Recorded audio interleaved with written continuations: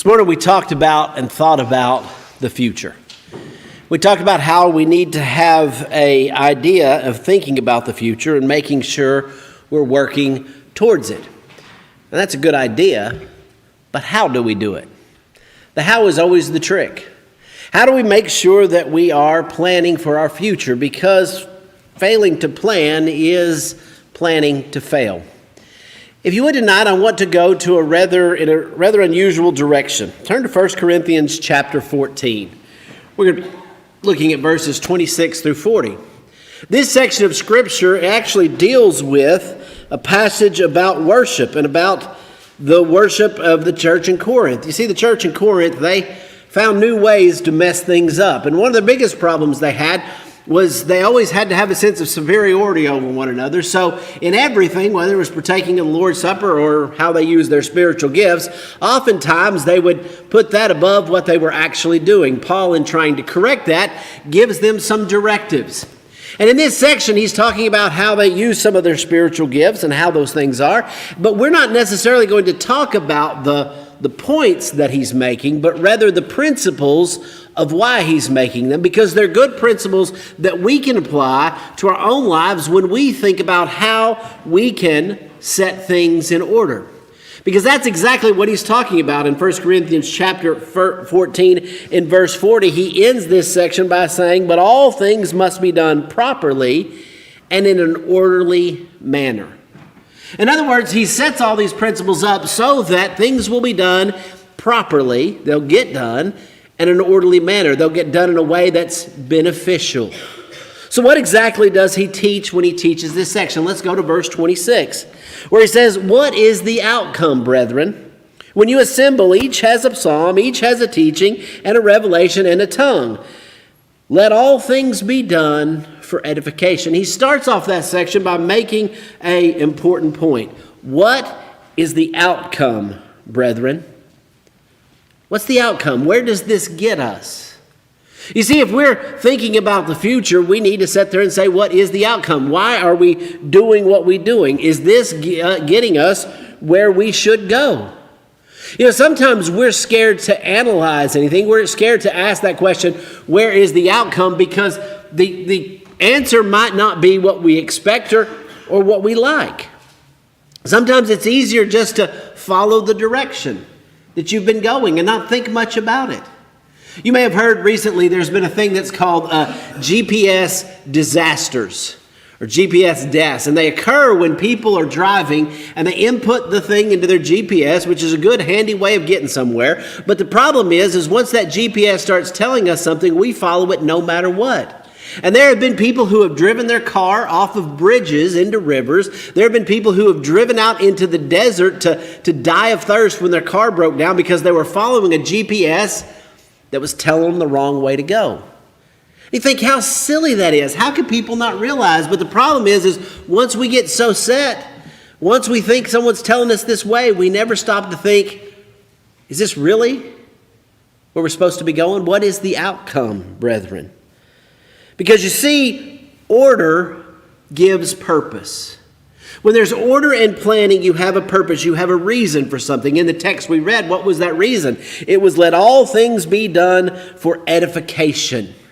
In other words, everything that they were going to do in this process, when they were planning these things out, they had a purpose. And that purpose was edification. The word edification literally means building, like building a structure. The structure they were building is the church. Everything needs to be done to build up others. It's similar to what Paul said in Romans chapter 15, verse 1 and 2, when he says, "Now we who are strong ought to bear with the weakness of those without strength, not just to please ourselves. Each of us is to please his neighbor for his good, to his edification." What is the outcome? Why are we doing this? Is it we doing this just to please ourselves? That's not the right outcome. Or is our outcome edification? The building up of the body, the building up of others.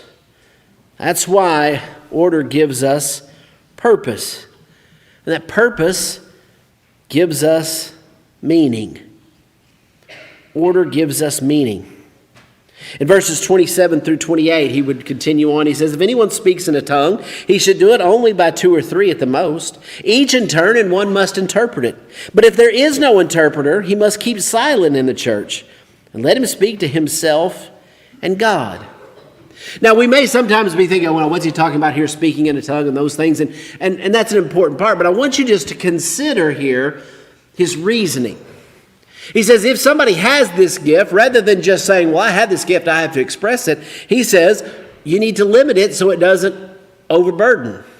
And in fact, he says even if you have this gift and there's no one who can help others to understand what you are saying, then don't do it.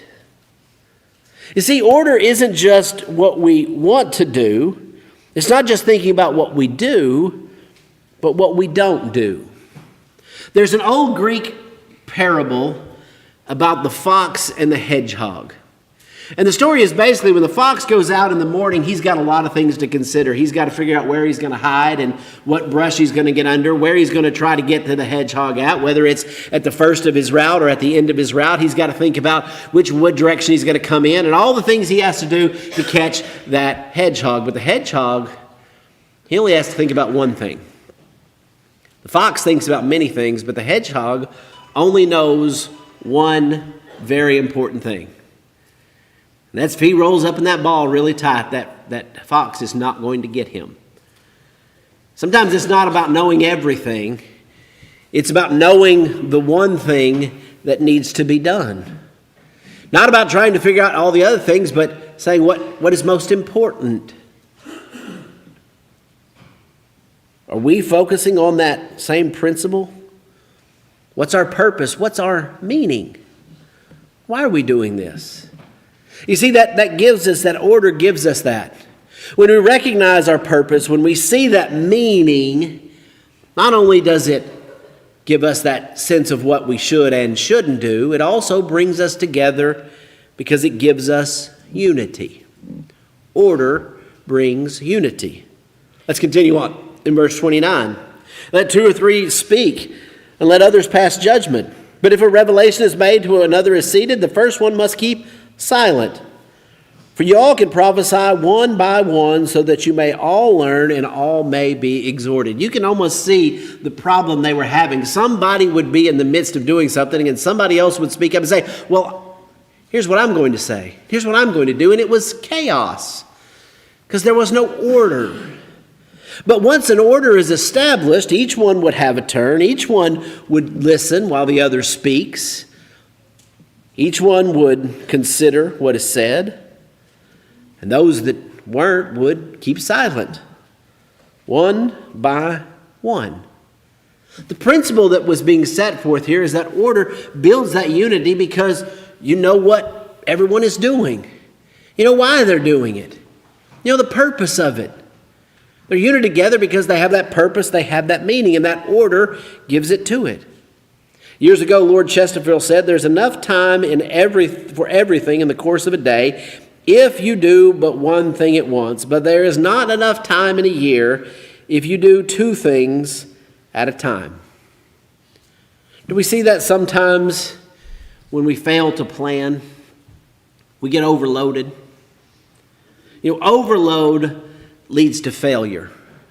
How many times in our life do we have a crisis because we have all these things and they have to be done right now?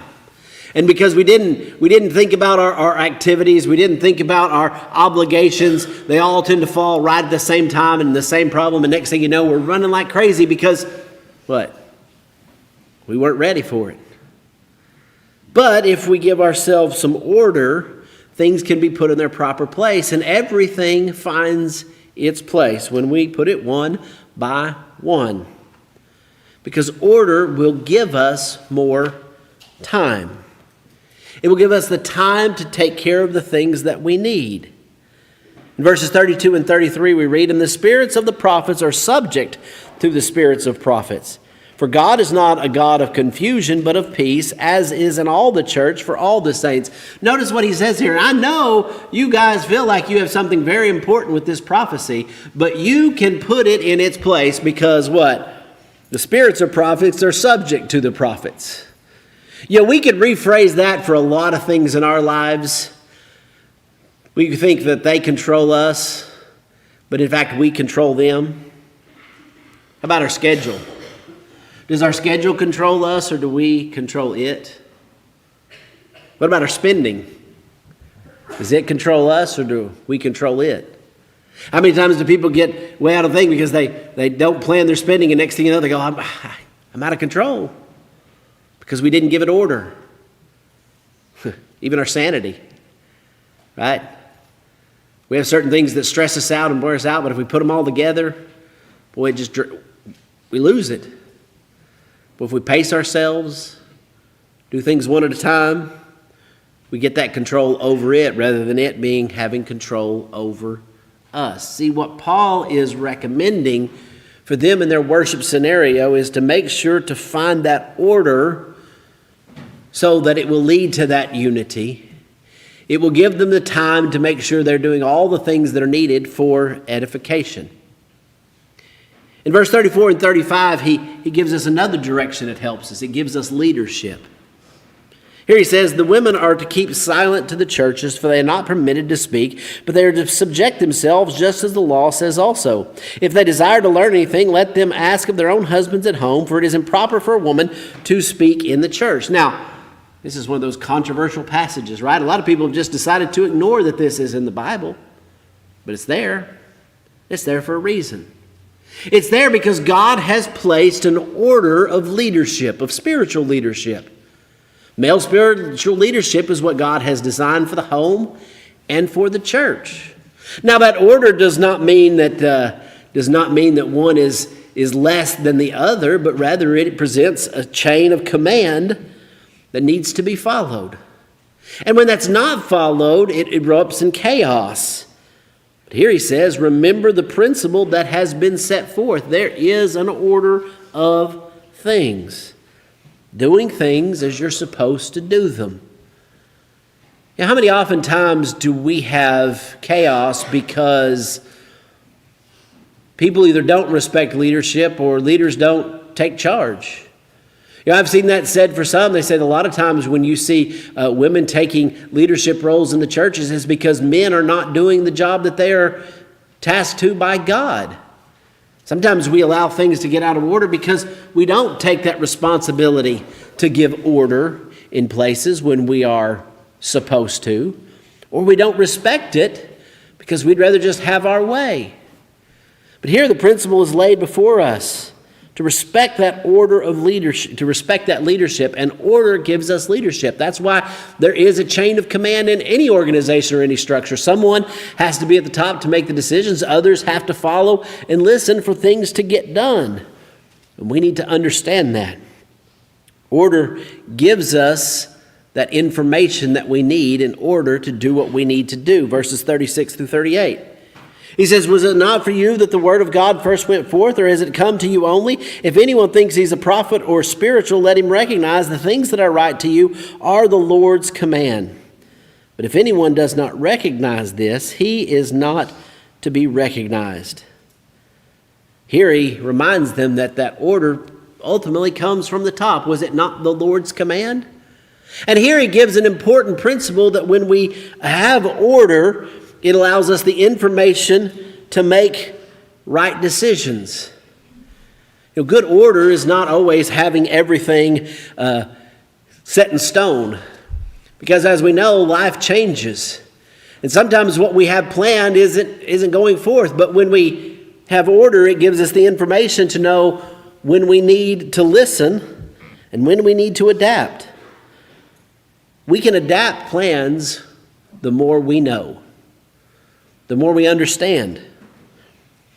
I wonder sometimes in the church we're afraid of things happening, and our solution is to not to give people instruction, but rather just to say, well, this is the way it is.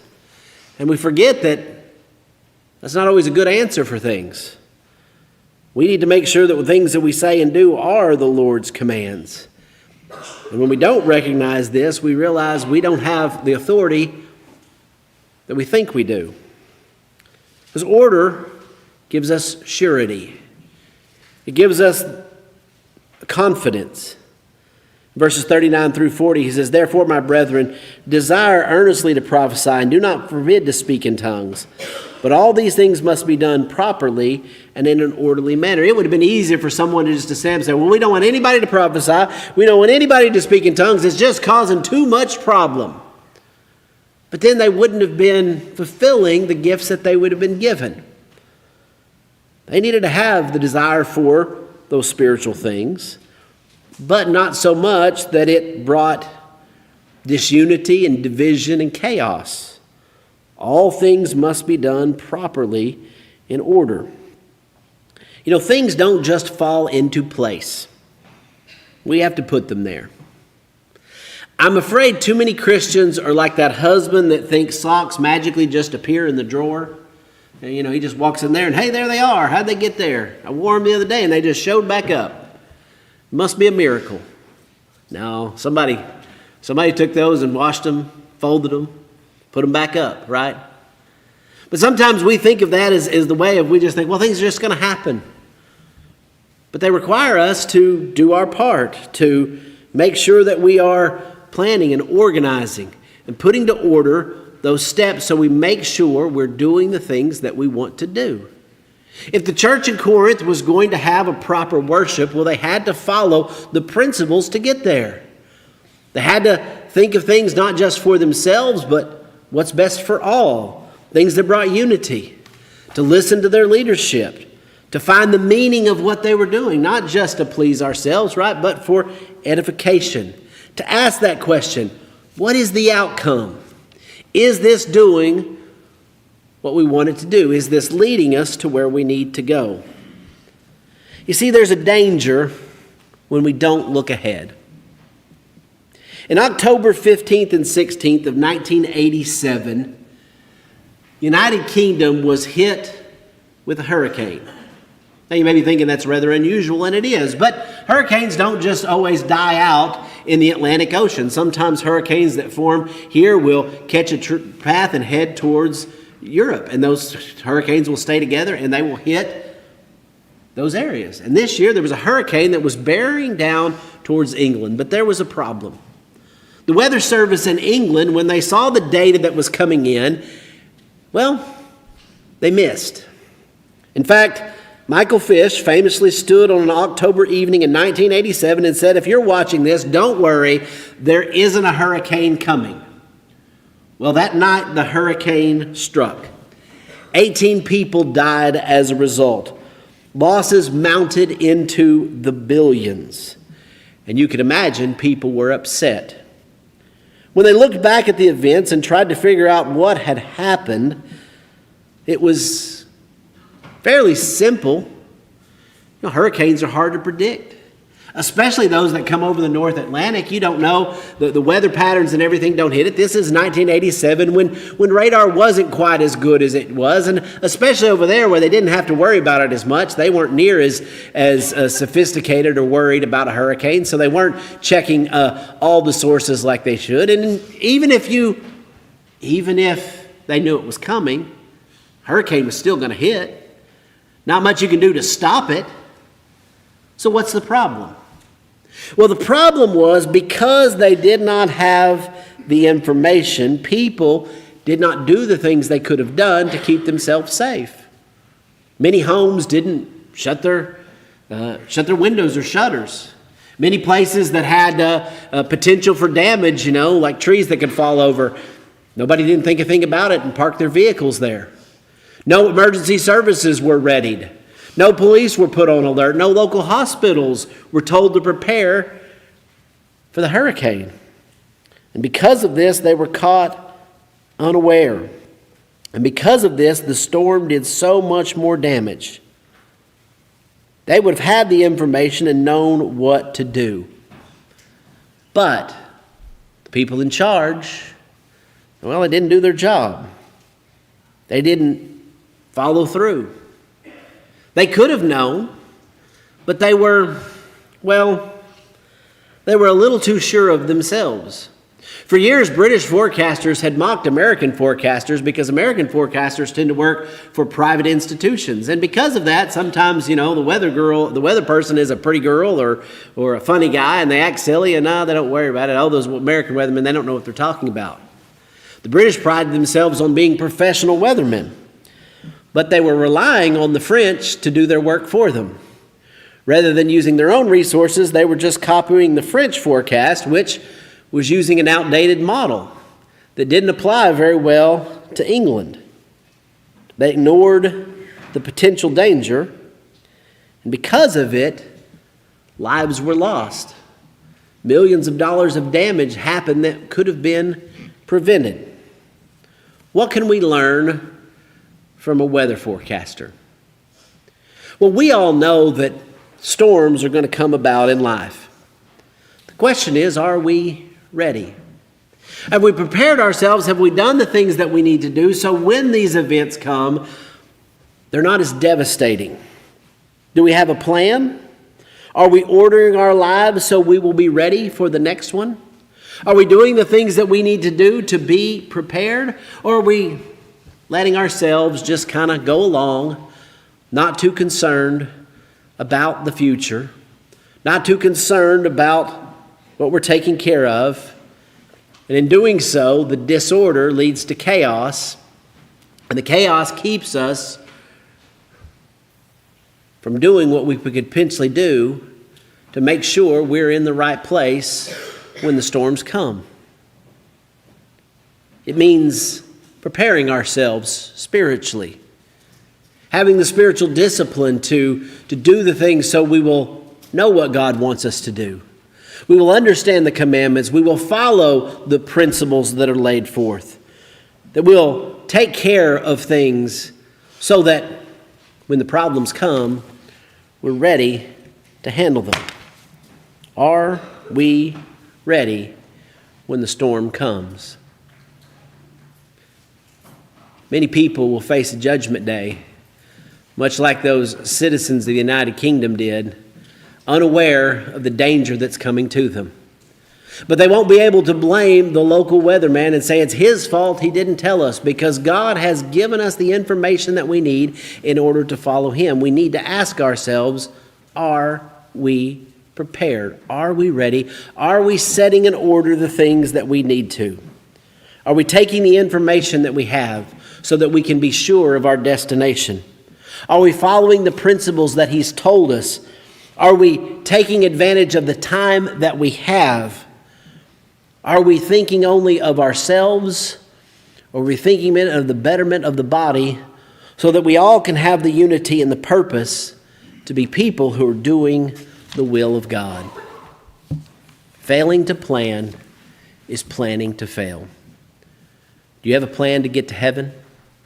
Do you have a plan to get your children to heaven?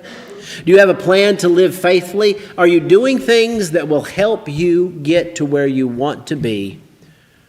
Or are we just kind of coasting along, hoping it will all work out?